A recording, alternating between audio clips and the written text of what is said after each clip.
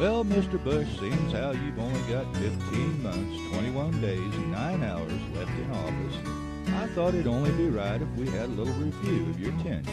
A report card, so to speak. I call it the No President Left Behind Massacre.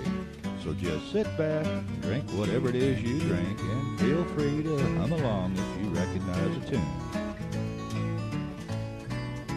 I guess it all started on September the 11th day of September, 9/11, when you stood on that pile of rubble and spoke into the bullhorn. And speak you did when you said the ones that knocked down these buildings would be hearing from all of us real soon. Wanted, dead or alive, the cowboy way, axis of evil. And we all felt real good about ourselves. We went home and had a Thanksgiving dinner that couldn't be beat. Woke up the next morning and realized that the ones that knocked down those buildings, not to mention killed almost 3,000 people, were still hearing. They weren't dead or captured.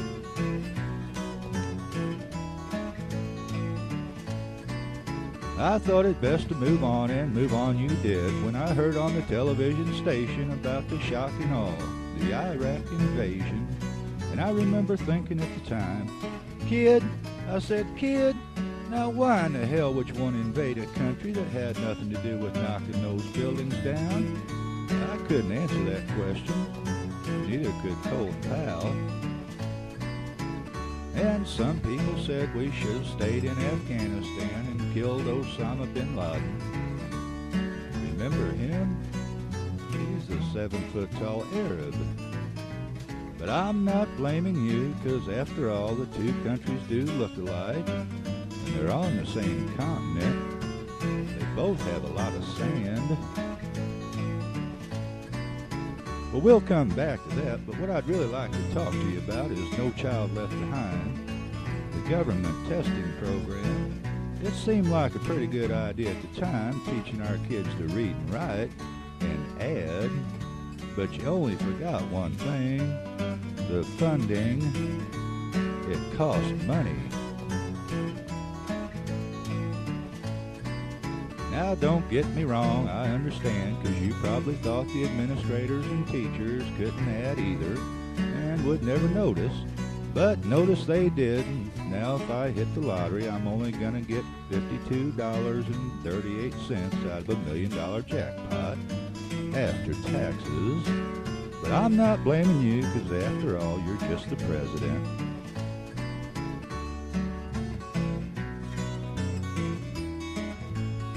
This is the part where you can hum along, or make up your own words if you like.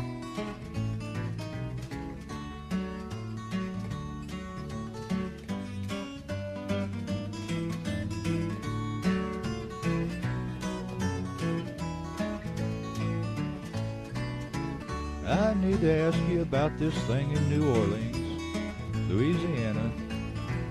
Now, I know you can't part the waters yourself, but you do talk to someone who can. A higher father, your war advisor.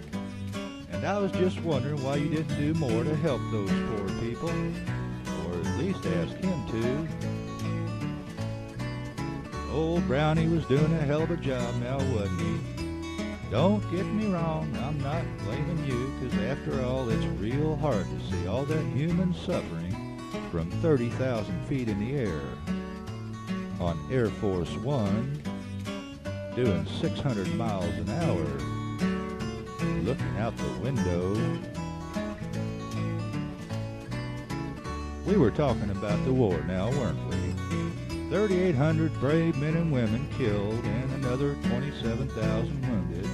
And now you want more time and money.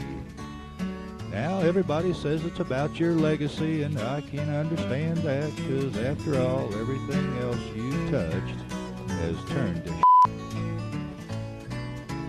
Yes, sir, a regular King Saddam. That's Midas spelled backwards, just in case you weren't paying attention. A new gold standard.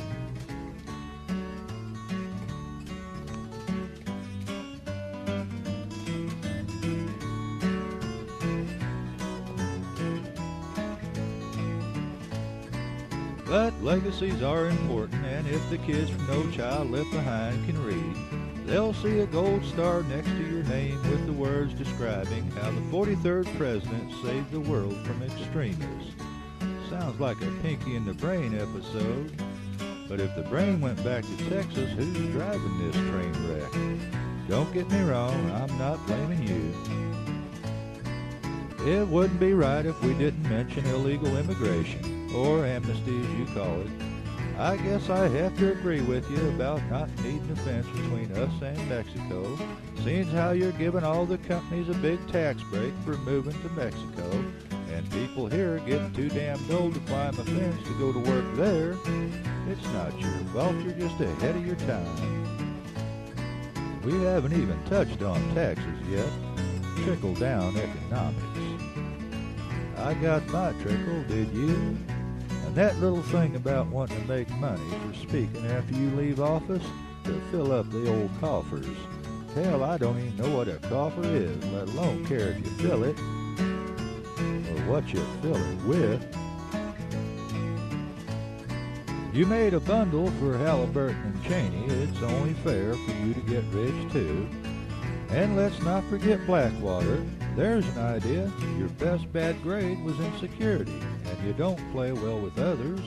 You can go to work for Blackwater. They don't play well with others either. Don't get me wrong, I'm not blaming you.